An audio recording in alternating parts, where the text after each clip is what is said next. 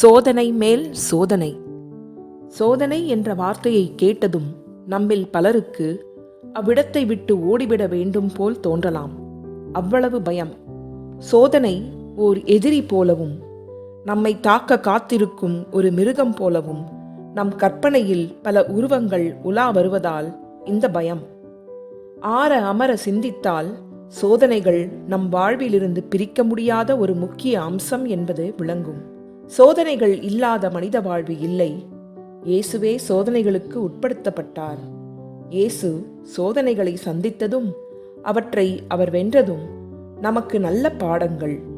ஒவ்வொரு ஆண்டும் தவக்காலத்தின் முதல் ஞாயிறன்று இயேசு சோதனைகளை சந்தித்த நிகழ்வை சிந்திக்க திரு அவை நம்மை அழைக்கிறது. சோதனைகள் சக்தி வாய்ந்தவைதான். நம் ஆழ்மனதில் உள்ள தீய நாட்டங்கள், மிருக உணர்வுகள் இவற்றை தட்டி எழுப்பும் சோதனைகள் சக்தி மிகுந்தவைதான், ஒத்துக்கொள்கிறேன்.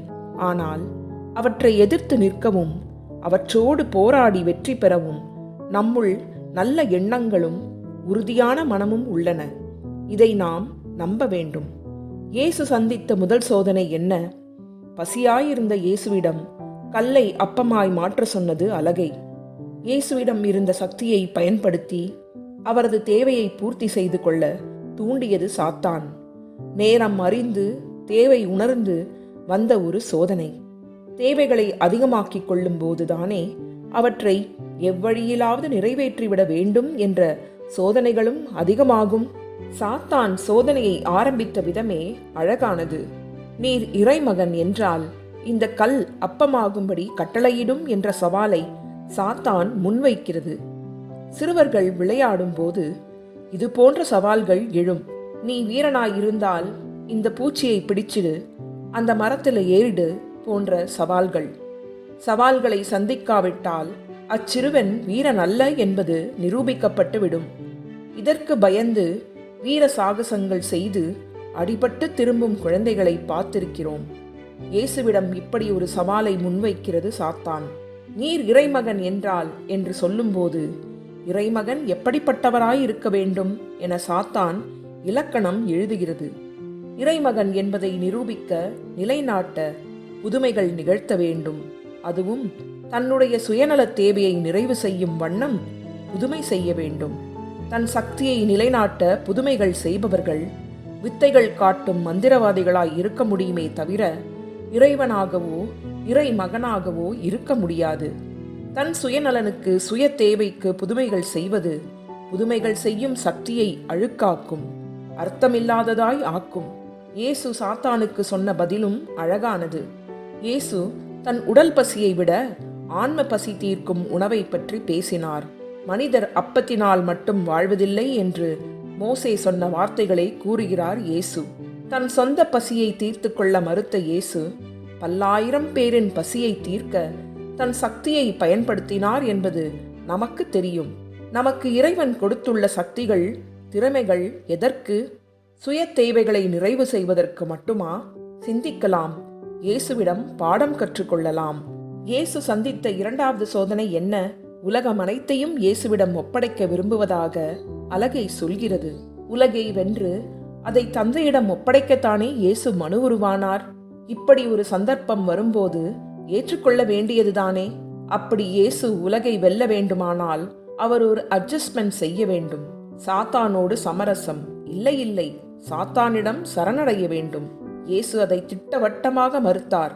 சாத்தான் முன் சரணடைய மறுத்த இயேசு சிலுவையில் தொங்கிய போது, தந்தையே, உமது கைகளில் என் ஆன்மாவை ஒப்படைக்கிறேன் என்று இறைவனிடம் சரணடைந்தார். உலகை தன் வசமாக்கினார். தவறான வழிகள், தவறான சக்திகளுடன் எத்தனை முறை சமரசம் செய்திருக்கிறோம்? எத்தனை முறை அவை முன் சரணடைந்திருக்கிறோம்? இப்படி சமரசம் செய்வதே, அட்ஜஸ்ட் செய்வதே நம் வாழ்க்கையாகி விட்டதா என்று சிந்திப்பது நல்லது. மூன்றாவது சோதனை. இறைமகன் உலகை வெல்வதற்கு, உலகை மீட்பதற்கு எந்த தொந்தரவும் துன்பமும் இல்லாத குறுக்கு வழியொன்றை அலகை காட்டுகிறது. எருசலேம் தேவாலயத்தின் மேலிருந்து இயேசு குதிக்க வேண்டும். உடனே வானங்கள் திறந்து விண்ணவர் ஆயிரமாய் இறங்கி வந்து இயேசுவின் பாதம் தரையை தொடாமல் அவரை தாங்கிய வண்ணம் தரைக்கு கொண்டு வருவார்கள். உலக முடிவில் அவர் மாட்சியுடன் வருவதற்கு ஓர் ஒத்திகை போல இது அமையும்.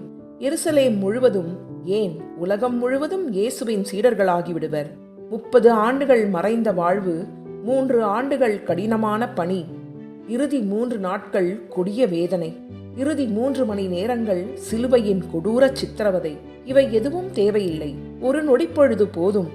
எருசலேம் தேவாலய சாகசம் ஒன்று போதும். உலகம் இயேசுவின் காலடியில் கிடக்கும். விளையாடியது போதும் என்று இயேசு சாத்தானை கடினமாக விரட்டி அடிக்கிறார். 3வது சோதனையில் ஒரு கூடுதல் சிந்தனை உண்டு. முதல் 2 சோதனைகளிலும் சாத்தான் வெறும் ஆலோசனைகள் சொல்ல, சாத்தானின் வாயடைக்க இயேசு இறைவாக்குகளை பயன்படுத்துகிறார். 3வது சோதனையில் அலகை இறைவார்த்தையை பயன்படுத்தி ஆலோசனை வழங்குகிறது. சாத்தானுக்கு வேதம் விவிலியம் தெரிந்திருப்பதில் ஆச்சரியமில்லை. Even the devil can quote the Bible என்ற பழமொழி உண்டு. வேதங்கள், வேத நூல்கள் உட்பட நல்லவை பலவும் பொல்லாத இடங்களில் பொல்லாத காரணங்களுக்கு பயன்படுத்துவது வேதனைக்குரிய ஓர் உண்மை. உண்மை, நீதி இவை அடிக்கடி விலை பேசப்படும். நமது நீதிமன்றங்களில் விவிலியத்தின் மீது அல்லது பிற வேத நூல்களின் மீது சத்திய பிரமாணங்கள் கொடுக்கப்படுகின்றன. வேதனை மேல் வேதனை போதுமடா சாமி. கண்மூடித்தனமாக நுகர்வு கலாச்சாரத்தை பின்பற்றி சுய தேவைகளை பெருக்கிக் கொள்ளுதல், குறுக்கு வழிகளில் பலன் தேடுதல், சுய விளம்பரத்திற்காக எதையும் செய்தல், உலகின் தீய சக்திகளோடு சமரசம் செய்தல் என்று நம்மை கவர்ந்திழுக்கும் அழகான சோதனைகளுக்கு நம் பதில் என்ன? இயேசுவிடமிருந்து ஏதாவது பாடங்களை நாம் கற்றுக்கொள்ள முடியுமா? கற்றுக்கொண்டதை செயலாக்க விருப்பமா? இந்த கேள்விகளுக்கு பதில் சொல்ல தவக்காலம் நல்லதொரு நேரம். நாம் துவங்கியிருக்கும் தவக்காலம் மேன்மை தரும் மாற்றங்களை நம் ஒவ்வொருவருக்குள்ளும் உருவாக்கும் வசந்த காலமாக விளங்க இறைவனை வேண்டுவோம். இந்த மாற்றங்கள் நமக்குள் நிகழவிடாமல் நம்மை தடுத்து நிறுத்தும் மனத்தளர்வு என்ற சோதனையை வெல்வதற்கு இறைவனிடம் துணிவை வேண்டுவோம்.